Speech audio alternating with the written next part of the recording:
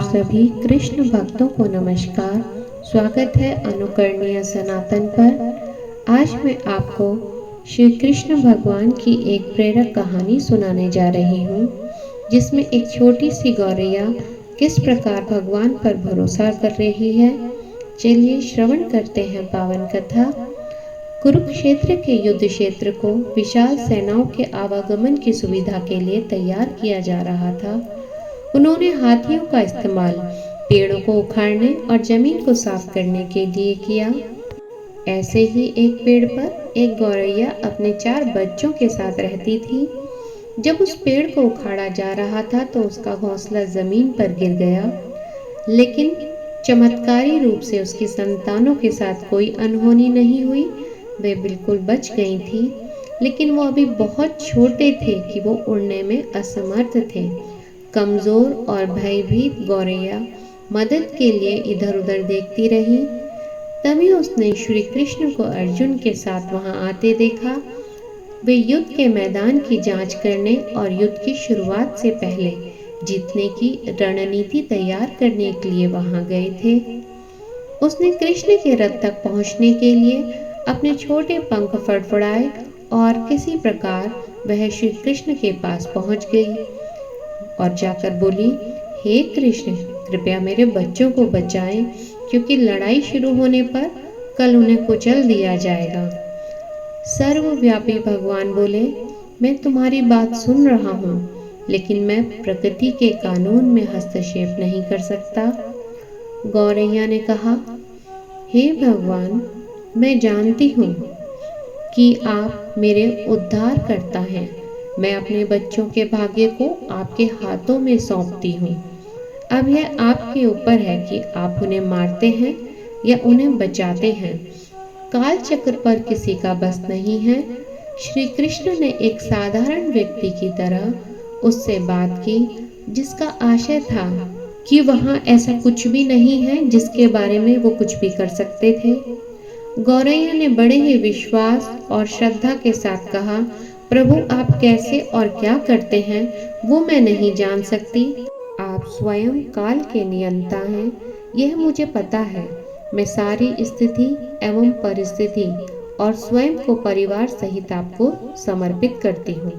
भगवान बोले, अपने घोंसले में 3 सप्ताह के लिए भोजन का संग्रह करो। गौरैया और श्री कृष्ण के संवाद से अनभिज्ञ अर्जुन गौरैया को दूर भगाने की कोशिश करते हैं। गौरैया ने अपने पंखों को कुछ मिनटों के लिए फुलाया और फिर अपने घोंसले में वापस चली गई। 2 दिन बाद शंख के उद्घोष से युद्ध शुरू होने की घोषणा की गई। कृष्ण ने अर्जुन से कहा कि अपने धनुष और बाण मुझे दे दो। अर्जुन चौंका, क्योंकि कृष्ण ने युद्ध में कोई भी हथियार नहीं उठाने की शपथ ली थी। इसके अतिरिक्त अर्जुन का मानना था कि वह ही सबसे अच्छा धनुर्धर है। मुझे आज्ञा दे भगवान, अर्जुन ने दृढ़ विश्वास के साथ कहा, मेरे तीरों के लिए कुछ भी अभेद्य नहीं है। चुपचाप अर्जुन से धनुष लेकर श्री कृष्ण ने एक हाथी को निशाना बनाया, लेकिन हाथी को मार के नीचे गिराने की बजाय तीर हाथी के गले की घंटी में जा टकराया और एक चिंगारी सी उड़ गई। अर्जुन यह देखकर अपनी हंसी नहीं रोक पाए कि कृष्ण एक आसान सा निशाना चूक गए। क्या मैं प्रयास करूं? उसने स्वयं को प्रस्तुत किया। उसकी प्रतिक्रिया को नजरअंदाज करते हुए श्री कृष्ण ने उन्हें धनुष वापस दिया और कहा कि कोई और कार्रवाई आवश्यक नहीं है। लेकिन केशव, आपने हाथी को क्यों तीर मारा? अर्जुन ने पूछा। क्योंकि इस हाथी ने उस गौरैया के आश्रय उसके घोंसले को, जो कि एक पेड़ पर था, गिरा दिया था। कौन सी गौरैया? अर्जुन ने पूछा। इसके अतिरिक्त हाथी तो अभी स्वस्थ और जीवित है, केवल घंटी ही टूटकर गिरी है। अर्जुन के सवालों को खारिज करते हुए श्री कृष्ण ने उसे शंख फूंकने का निर्देश दिया, अर्थात युद्ध आरंभ के लिए शंख बजाने को कहा। युद्ध शुरू हुआ। अगले 18 दिनों में कई जानें चली गईं। अंत में पांडवों की जीत हुई। एक बार फिर श्री कृष्ण अर्जुन को अपने साथ सुदूर क्षेत्र में भ्रमण करने के लिए ले गए। कई शव अभी भी वहां हैं जो उनके अंतिम संस्कार का इंतजार कर रहे हैं। जंग का मैदान गंभीर अंगों और सिर, बेजान सीढ़ियों और हाथियों से अटा पड़ा था। कृष्ण एक निश्चित स्थान पर रुके और एक घंटी जो कि हाथी पर बांधी जाती थी उसे देखकर विचार करने लगे। श्री कृष्ण ने अर्जुन से कहा, क्या तुम मेरे लिए यह घंटी उठाओगे और इसे एक तरफ रख दोगे? निर्देश बिल्कुल सरल था, परंतु अर्जुन के समझ में नहीं आया। आखिरकार विशाल मैदान में जहां बहुत सी अन्य चीजों को साफ करने की जरूरत थी, श्री कृष्ण उसे धातु के एक टुकड़े को रास्ते से हटाने के लिए क्यों कहेंगे? उसने प्रश्नवाचक दृष्टि से भगवान कृष्ण की ओर देखा। हाँ, यह घंटी, श्री कृष्ण ने दोहराया। यह वही घंटी है जो हाथी की गर्दन पर पड़ी थी, जिस पर मैंने तीर चलाया था।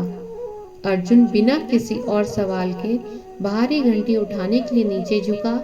जैसे ही उन्होंने इसे उठाया, उसकी हमेशा के लिए जैसे दुनिया बदल गई। 1, 2, 3, 4 और 5, 4 युवा पक्षियों और उसके बाद एक गौरैया उस घंटी के नीचे से निकले।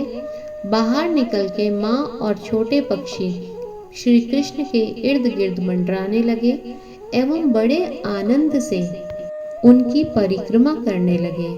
18 दिन पहले काटी गई एक घंटी ने पूरे परिवार की रक्षा की थी। मुझे क्षमा करें हे कृष्ण, अर्जुन ने कहा।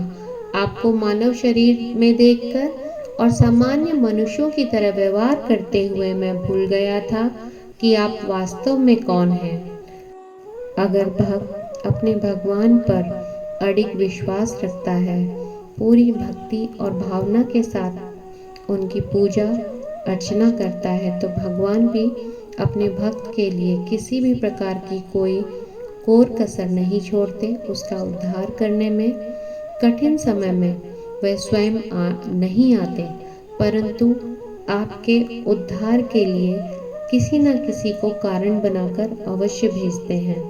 अगर आपके साथ अहित नहीं होता और आप सदैव कष्टों से बच जाते हैं, तो समझिए कि भगवान आपके साथ हैं। सभी बोले श्री कृष्ण भगवान की जय। अगर आपको ये कहानी पसंद आई है तो आप इसे लाइक और कमेंट करें, जिससे कि मुझे प्रोत्साहन मिलेगा आगे और अच्छी अच्छी कहानियाँ सुनाने के लिए। इस कहानी को सुनने के लिए धन्यवाद।